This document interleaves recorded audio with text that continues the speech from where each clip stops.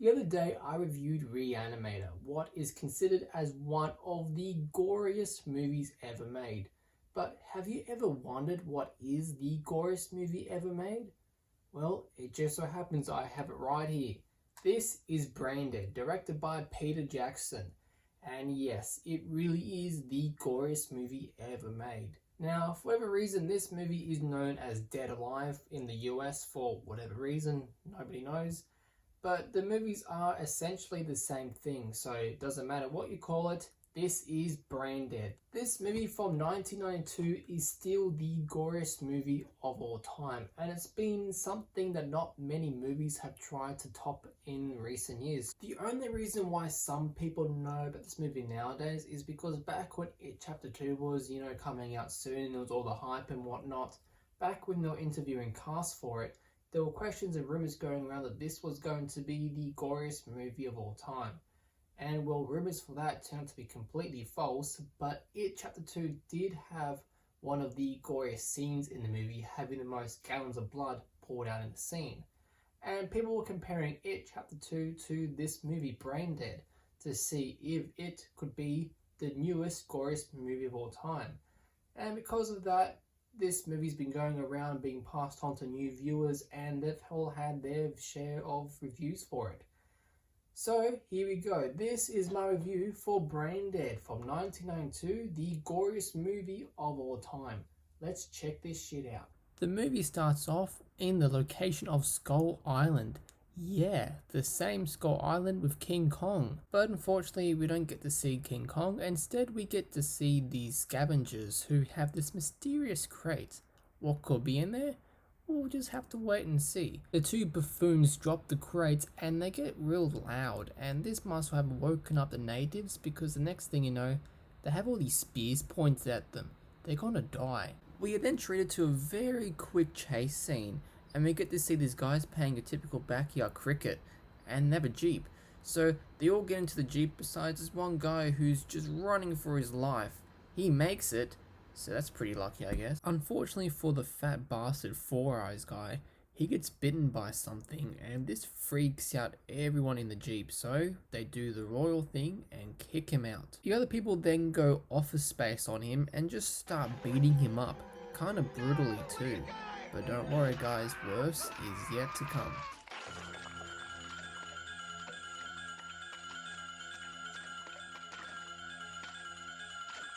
Alright, a lot just happened and I bet you guys are really confused, but one thing I want to point out. This was the start of the whole Peter Jackson King Kong Godzilla cinematic universe. It's bloody Skull Island. That's a cool Easter egg for you, isn't it? The survivors from the beginning then pretty much get away with murder, and they put the crate on some aeroplane over here, which is now transporting the crate from wherever they were to, I don't know, some richer place. We are then treated to our first main character, Mrs. Too Hot for School, and she works in the shop here, and she's trying to find a boyfriend, but no one seems to pay any attention to her, and this upsets her. So she seeks guidance from a psychic, who then reads some tarot cards and finds out that someone will indeed find love with her. There will be one romance, and it shall last forever. Romance? What about money? Stupid people back in the 90s going out in the real world trying to find a date. Just go on Tinder or findamate.com. Mr. Tall, Dark and Nerdy is just standing in the shop, and I guess we're meant to believe this will be the future boyfriend, but honestly, how? Due to some stupid clumsiness, the girl then sees a sign that this is indeed her future husband.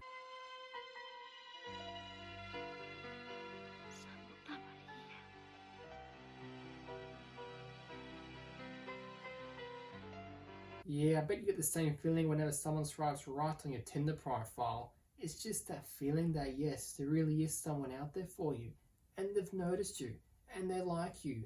They've swiped right. They have to. It's not even turned on. She then tries to jump straight to third base, and this just freaks the poor guy out, who just ends up walking out the store all confused and feeling kind of awkward. The guy then goes all Grand Theft Auto and tries to steal a tram just to get away from the girl, but the girl gets quite a kick out of it. I bet he's just a real charmer. Nerdy guy then runs on home to his smoking hot mum. Surely that can't be her. The place is infested with vermin. I'll get onto it straight away, Mum. Did he really just call her mum? You'll be pleased to know that your mother has been voted treasurer-elect of the WLWL, the Wellington Ladies Welfare League. Oh, that's great, Mum. It is then revealed that her first high school fling is coming over, so they have to get the house all in order because it apparently is just a mess. Tall, dark and handsome does some backyard labour, and it's a bit of a foreshadowing right there, as you can see.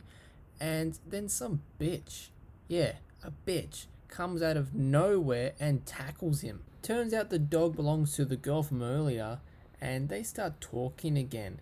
And I think he asked her out on a date? They must have, because they jump straight to bed. Oh no, sorry, they jump to the zoo. My bad. They do everything here. The guy has some kind of childhood trauma. They make kind of fun of a gorilla and get hit in the head by an apple or something. And they meet this creepy rat monkey. Ooh, that's creepy. It is then revealed that the mother is spying on his son and his girlfriend. The mother trips over Banana and gets bitten by the creepy rat monkey. It must be painful. Just look at her reaction. That is just masterful acting. You see, you old hag, that's what you get for going out there and spying on your son who's on his first date.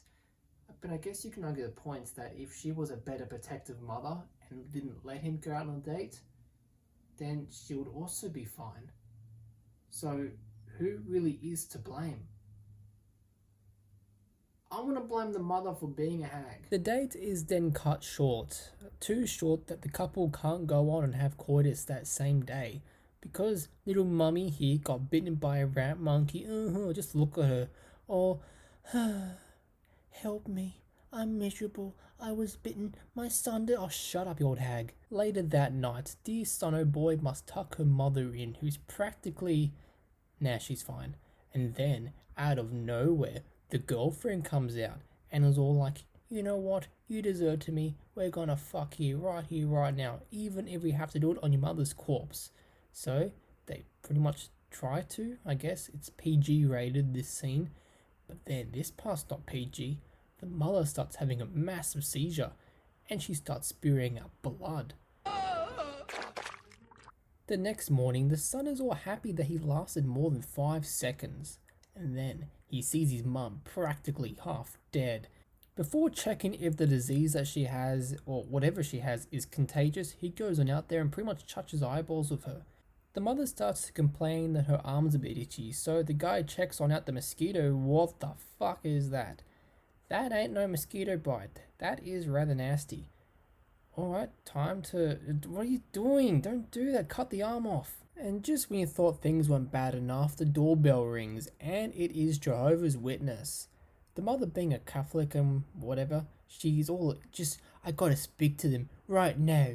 So then she goes on out and gets herself dressed up and just completely screws up her face. And the son was like, don't worry mum, I got some lube to fix that shit. So he puts on a bunch of lube on her face just to let it stick back together. And this scene is real gross. Anyway, looking good as new, better than ever, they go downstairs and have some lunch with the Jehovah's Witness. Things are going rather nicely until the dessert comes on out. Now, if you're crazy enough to even think about eating while watching this movie, if there's one scene you don't want to do that to, it is probably this one right here. It's disgusting. But before we begin, I have to read this letter from the health and safety team because apparently this is quite grotesque. Please be advised that this scene right here has some extreme violence and, of course, extreme... I've never even heard that word before. You know what? Just watch the movie. The chubby guy over here is just enjoying this pudding. He loves it. Until, well, he still likes it even when this happens. The mother scratches her love bite and it just squirts out blood, which lands in the poor guy's food. And yeah, he still eats it. And the next thing you know, her whole bloody ear's falling off and going in her pudding. The mother then eats her own ear, and this is when the poor lady from Jehovah's Witness calls it quits and walks on out in the house of the Lord. Oh, she pukes a bit too, I think. One thing leads to another, and it's revealed that the mother ate the dog. Just thought I'd drop that bomb on you guys. The mother then turns into the Walking Dead and the son feels it's necessary to tackle her to the ground. Well, down the stairs first. After this incident, they then feel it's necessary, to call the nurse. Only now do they call the nurse? She says the mother is completely screwed, so they do the humane thing and lock her up in the basement. Oh, and the nurse is infected too now, by the way. Just thought that was important. The son then goes on over to some medical advisor who I think's a Nazi. I mean, I don't really know what gave me that impression. But anyway, he then buys some tranquilizer just to try and get some peace and quiet. No, he's not going to tranquilize himself. He's going to tranquilize the old lady and the nurse because they are in the basement just making a whole lot of noise. The guy then goes on downstairs to the basement wearing all kinds of protection and manages to put out the two girls down there, the nurse and the mother, in a rather gruesome fashion. Like, I'm pretty sure that girl's head just fell off.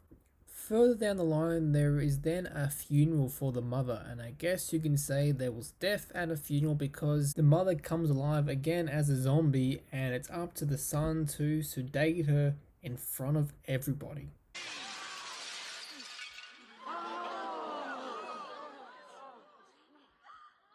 Resurrected. Say, that doesn't look like a real priest. I reckon he's a good fighter.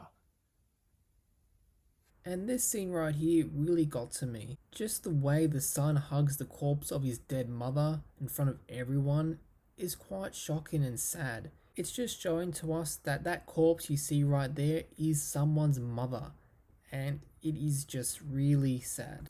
Later that night, the son goes over to the cemetery to pay his respects to his mother by digging her up.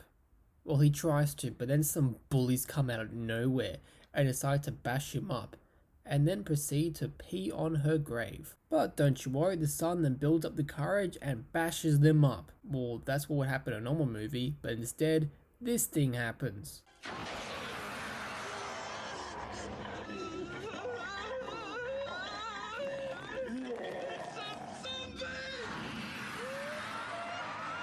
All four of the bullies then get turned into zombies, and then the priest shows up. And this right here is one of the highlights of the movie, the kung fu fighting priest. I kick ass for the Lord.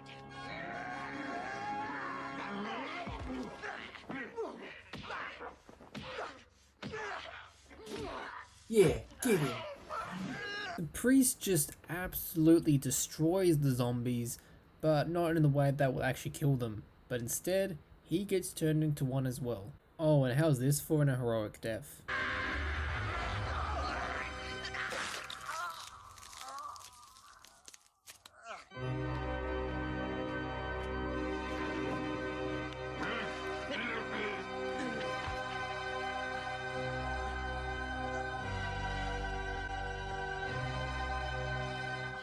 Well, you know what they say, either you live long enough to die a hero, or watch yourself turn into the villain.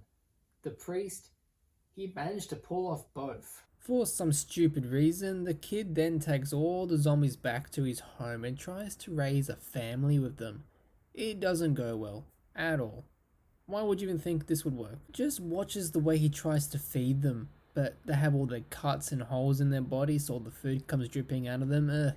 It's just gross. But what else would you expect?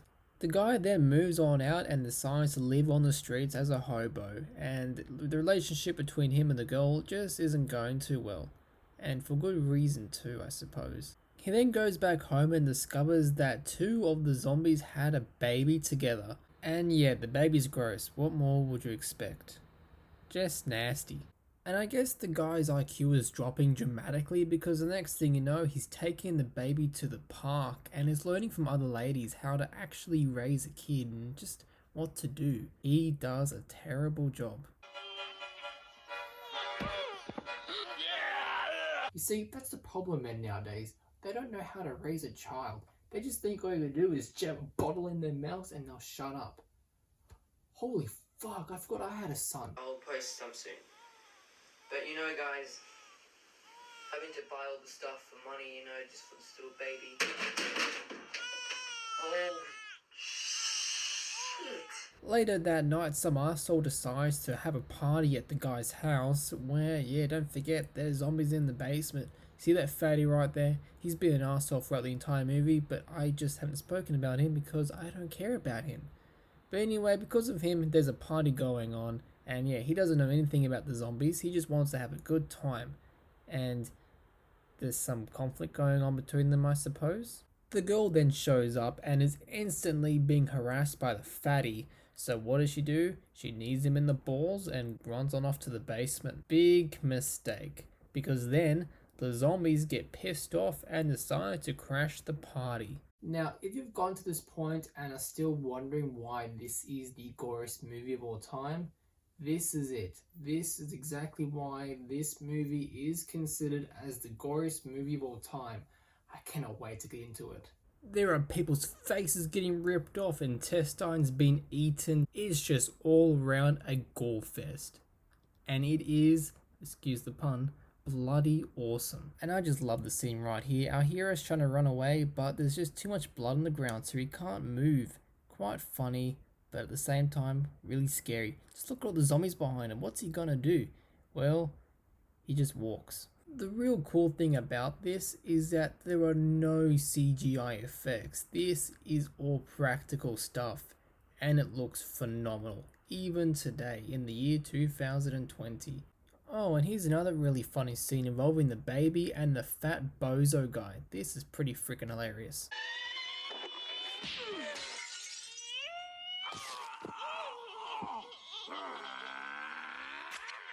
And just when it seems as if everyone's gotta die and all hope is lost, our hero enters the room with his trustworthy lawnmower and just completely demolishes all the zombies. This is a highlight of the movie, probably the best moment of the whole movie. Party's over.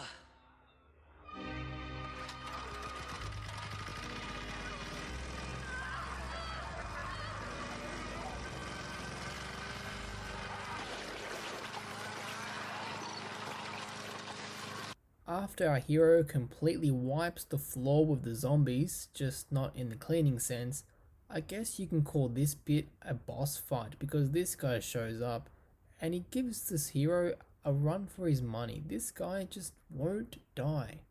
And then it turns out there was another boss fight just waiting to happen between the heroes and the mother. She has truly turned into a hag. What more can you say? It is then revealed here and now that the reason why the boy has an issue with water is because he's traumatized by the memory of the mother drowning his father and some other lady. You drowned them both, Mum. Dad and that blonde woman, you got them together and you killed them, didn't you? And because of this, the guy then decides that it's okay to go all Dexter and kill the mother because she deserves it. She herself is a murderer, completely forgetting the fact that she's a monster. The boy then gets put back in his mama's womb, where he then performs his own personal C-section and cuts his way out. Really gruesome. But on the bright side, this kills the woman as she falls into the house, which then goes up in flames. Oh, and the boy is covered in all these guts and stuff. But oh well. And with that, our heroes, the boy and the girl, get to walk off as the credits roll, and that's how the movie ends. Just awesome. Well guys, there you go. That was Braindead, the goriest movie of all time. And I know I've said that quite a lot in this episode, but to be honest, I just can't stress it enough. It really is the goriest movie of all time. People keep on saying that The Exorcist is the scariest movie of all time, but to be honest, I really don't see why. And well, that all has to do with your personal taste. You cannot say that one movie is the scariest because that's all got to do with your own opinion. But we can all agree here that Braindead just simply is the goriest movie of all time. It pretty much just is a fact. So guys, if you want to check out a bit of film history and check out the goriest movie of all time, now you know where to look. It is Braindead. Just simply and still is a masterpiece. Just check it out. It is bloody awesome. Pun intended.